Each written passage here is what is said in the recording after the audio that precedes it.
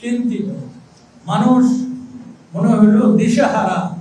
কারণ এই গত 1 বছরে আমরা লক্ষ্য করেছি সরকার চেষ্টা করতেছে, কিন্তু ব্যর্থতার বোঝাটা মনে হয় যে বেশি।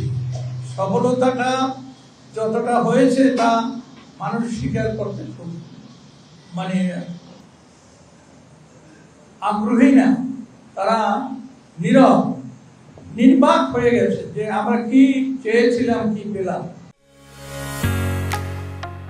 ঢালাইয়ের সেরা প্রিমিয়ার সিমেন্ট। মারামারি, কাটাকাটি, হানাহানি, মানে কোনো মানুষের জীবনে নিরাপত্তা নাই। এমনকি সরকারি কর্মকর্তারাও নিরাপদে নয়। এরকম একটা পরিস্থিতি দেশে বিরাজ করছে। সেই মুহূর্তে আমরা আমাদের নেতৃবৃন্দকে নিয়ে আমরা দলীয় সাংগঠনিক কার্যক্রম কিভাবে শক্তিশালী করব এবং আগামী নির্বাচন যখনই হোক তার জন্য আমাদের সর্বোচ্চ প্রস্তুতি নিতে হবে। এই ব্যাপারে আমরা একটু পরে আলোচনা করব, আপনাদের কথাও শুনবো, কিন্তু আর আগে আমাদের মাননীয় চেয়ারম্যান তিনি বক্তব্য রাখবেন। কারণ আমাদের সংবাদ পরিবেশন, ইলেকট্রনিক মিডিয়া এবং প্রিন্টিং মিডিয়া তারা অনুরোধ করেছেন যে আপনারা একটু তাড়াতাড়ি আমাদের ছেড়ে দেবেন।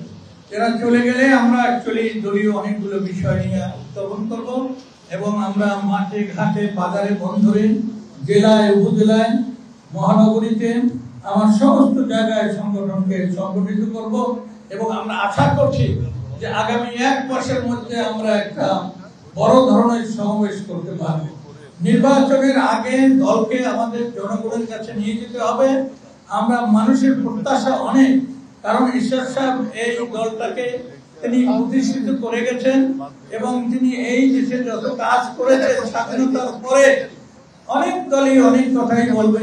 দেশে পদ্মা ব্রিজ হয়েছে, মেট্রো রেল হয়েছে, আরো অনেক কিছু হয়েছে, কিন্তু ঈশ্বর সাহেবের উন্নয়নের সামনে কেউ বলতে পারবে না যে আমরা অধিক কাজ করেছি।